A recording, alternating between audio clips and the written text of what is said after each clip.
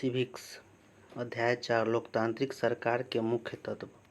इस पाठ में आप लोकतांत्रिक सरकार के कामों को प्रभावित करने वाली कुछ मुख्य बातों के बारे में पढ़ेंगे। इसमें लोगों की भागीदारी, समस्याओं का समाधान, समानता एवं न्याय के विचार शामिल है। ये सभी लोकतांत्रिक व्यवस्था को सफल बनाते हैं। अगर लोकतांत्रिक व्यवस्था न हो तो क्या होता, आइए इसे जानने के लिए दक्षिण अफ्रीका में रहने वाली माया की कहानी पढ़ें। दक्षिण अफ्रीका, भारत, उत्तरी अमेरिका, दक्षिणी अमेरिका, एशिया, ऑस्ट्रेलिया।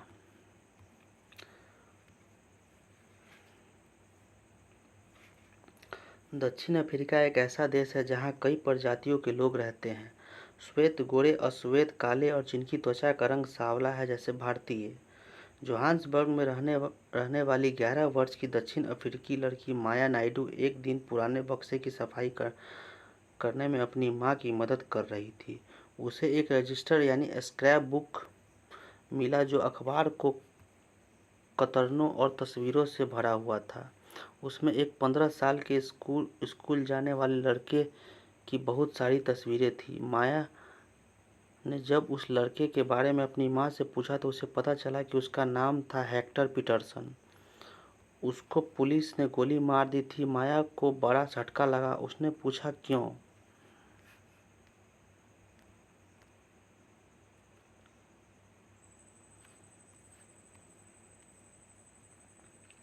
माया है उसकी माँ।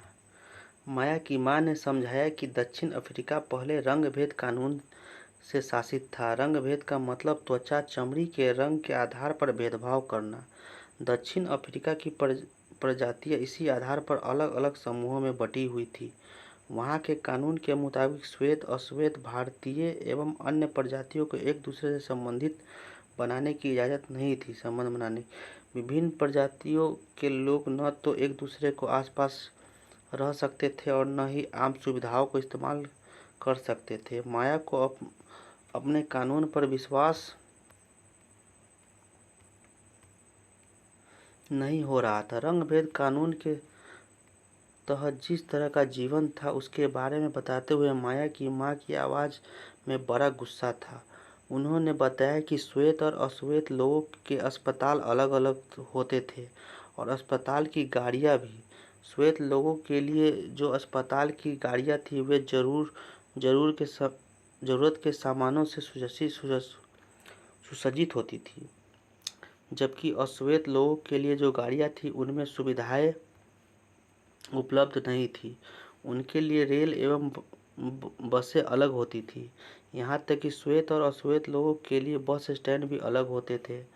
अश्वेत लोगों को वोट देने की इजाज़त नहीं थी। देश की सबसे अच्छी ज़मीन श्वेत लोगों के लिए आरक्षित थी और अश्वेत लोगों को खेती के लिए सबसे घटिया ज़मीन मिलती थी। इससे पता चलता है कि अश्वेत लोग एवं भारतीयों को श्वेत लोगों के बराबर नहीं माना जाता था।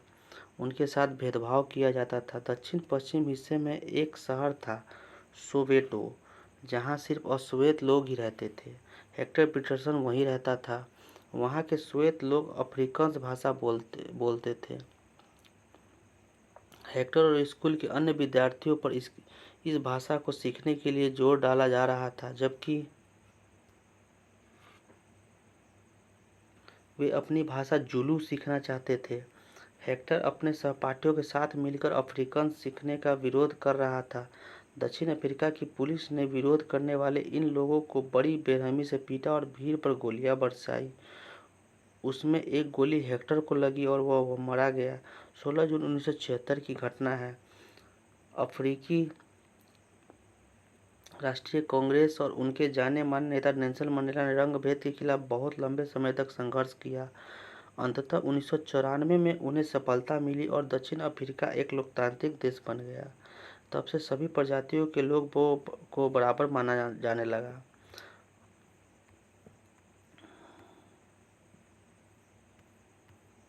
भागीदारी। हमारे यहाँ नियमित रूप से चुनाव क्यों होते हैं? आपने पिछले पाठ में पढ़ा है कि लोकतांत्रिक देश में लोग निर्णय लेते हैं। चुनाव में वोट देकर वे अपने प्रतिनिधि चुनते हैं। वे प्रतिनिधि ही लोगों की तरफ से निर्णय लेते हैं। यह मानकर चला जाता है कि प्रतिनिधि निर्णय लेते वक्त लोगों की ज़रूरतों और मांगों को ध्यान में रखेंगे। कुछ अखबार देखिए और उनमें दी गई चुनाव की खबरों पर चर्चा कीजिए। क्या एक निर्धारित समय के बाद चुनाव होते हैं? रहने की क्या जरूरत है? सभी सरकारों को एक निश्चित समय के लिए चुना जाता है। भारत में यह अवधि 5 वर्ष की है। एक बार चुने जाने के बाद सरकार 5 वर्षों तक सत्ता में रहती है। सरकार का फिर से सत्ता में बने रहना तभी संभव है जब लोग उसे बार बार चुनें। चुनाव का समय लोगों के लिए वह घड़ी है जब लोकतंत्र में अपनी ताकत को महसूस करते हैं। इस तरह के नियमित चुनाव होने से लोगों का सरकार पर नियंत्रण बना रहता है।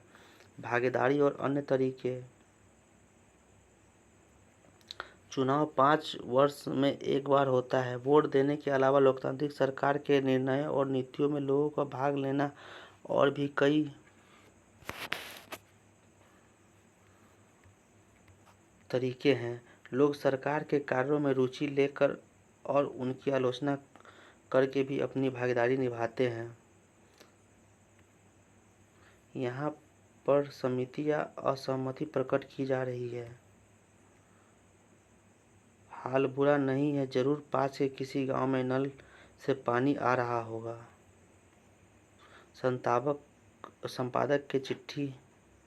संपादक के नाम चिट्ठी। पोस्टरों पर रोक लगे। दीवारों पर लगे पोस्टर किसी भी शहर की सुंदरता को खराब कर सकते हैं। कई बार पोस्टर महत्वपूर्ण स्थानों एवं साइनबोर्डों पर चिपका दिए जाते हैं, जहाँ तक कि सड़कों के नक्शे पर भी इसके चिपका दिए जाते हैं। सभी राजनीतिक दलों को चाहिए कि वे इन तरह के पोस्टरों पर रोक लगाने के लिए दिल्ली के लिए सहमति बनाए। महेश कपासी, दिल्ली। कार्रवाई। यह चिंता का विषय है कि भारत में बाघों की संख्या में लगातार गिरावट आ रही है। जंगल चोर उसका शिकार कर रहे, उन्हें मार रहे हैं। यह काम वे उनकी खाल पाने के लिए कर रहे हैं। सरकार ने इस मुद्दे को पूरी गंभीरतापूर्वक नहीं लिया। सरकार को इस पर जल्द से जल्द कार्रवाई करनी चाहिए। जंगल चोरों को गिरफ्तार करना चाहिए और बाघों की सुरक्षा के लिए बनाए गए कानून को लागू करना चाहिए। यदि ऐसा नहीं हुआ तो आने वाले 10 सालों में बाघ विलुप्त प्राणी हो जाएगा। सोहन पाल, गुवाहाटी, असम। सरकार बाढ़ पीड़ितों को मुआवजा अवश्य दे। अगस्त 2005 में जब एक खास सरकार ने बिजली का किराया बढ़ा दिया तो लोगों ने अपना विरोध बहुत ही तीखे रूप में व्यक्त किया। लोगों ने जुलूस निकाले और हस्ताक्षर अभियान चलाए।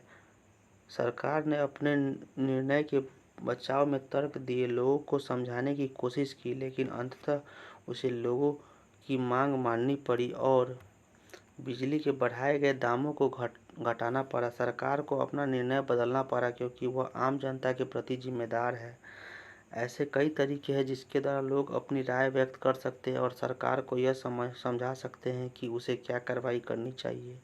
इन तरीकों में धरने, जुलूस, हड़ताल, हस्ताक्षर अभियान आदि शामिल है। इनके जरिए वे जो बातें गलत है, वे न्यायसंगत नहीं है, उसे सामने लाया जा सकता है।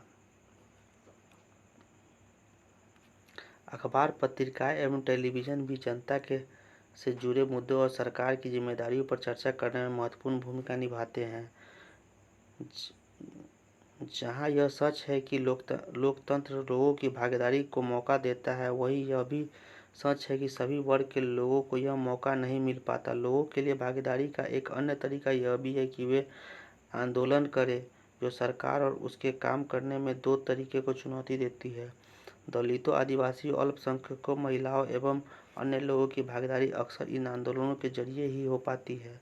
अगर देश के लोग सजग और इस बारे में रुचि लेते हैं तो देश को कैसे चलाया जाए, उस देश की सरकार का लोकतांत्रिक स्वरूप और भी मजबूत होता है। अगली बार अगर हमें देश, कस्बे या गांव की गली से कोई जुलूस गुजरते हुए देखा तो हम एक क्षण रुक कर पता करेंगे कि जुलूस किस लिए निकाला गया है, उसमें भाग लेने वाले लोग कौन हैं और वे किस मुद्दे पर प्रदर्शन कर रहे हैं। इससे हमें यह समझने में मदद मिलेगी कि हमारी सरकार कैसे काम करती है।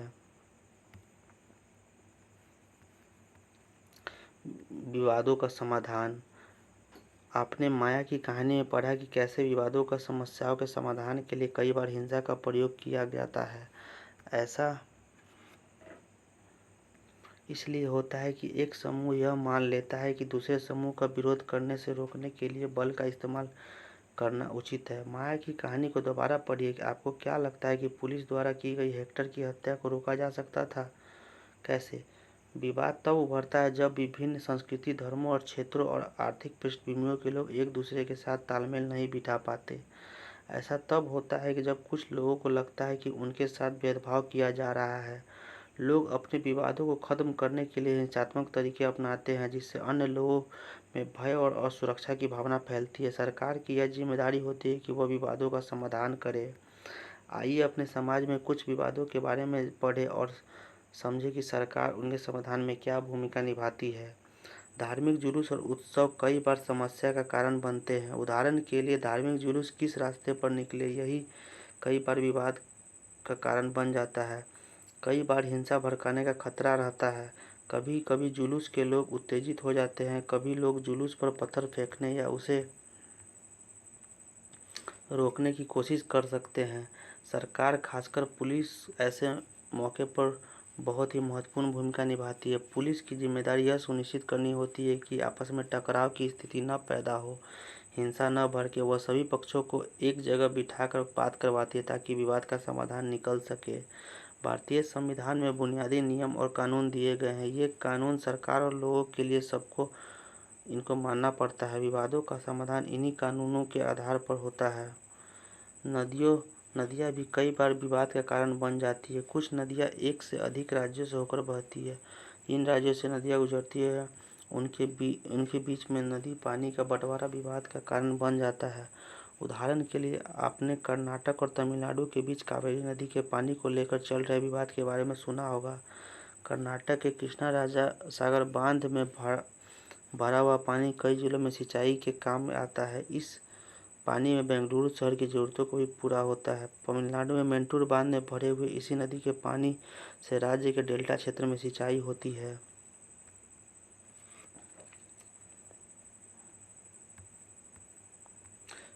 पिछले 30 सालों में दो राज्यों के बीच विवाद का मुद्दा रहने के बावजूद कावेरी शांत भाव से बह रही है। दोनों बांध एक ही नदी पर बने हुए हैं। कर्नाटक का कृष्णा सागर बांध कावेरी नदी के ऊपर छोर पर है और तमिलनाडु का मेंटूर बांध नदी के निचले छोर पर। मेंटूर बांध में पानी तभी भरा जा सकता है जब कृष्णा सागर बांध से पानी छोड़ा जाए। दोनों राज्यों को अपने लोगों की जरूरत के लिए भरपूर पानी चाहिए, जो कि नहीं मिल पाता। इससे विवाद उत्पन्न होता है। तब राष्ट्रीय सरकार को कदम उठाना पड़ता है ताकि दोनों राज्यों के लिए पानी का सही बंटवारा हो पाए।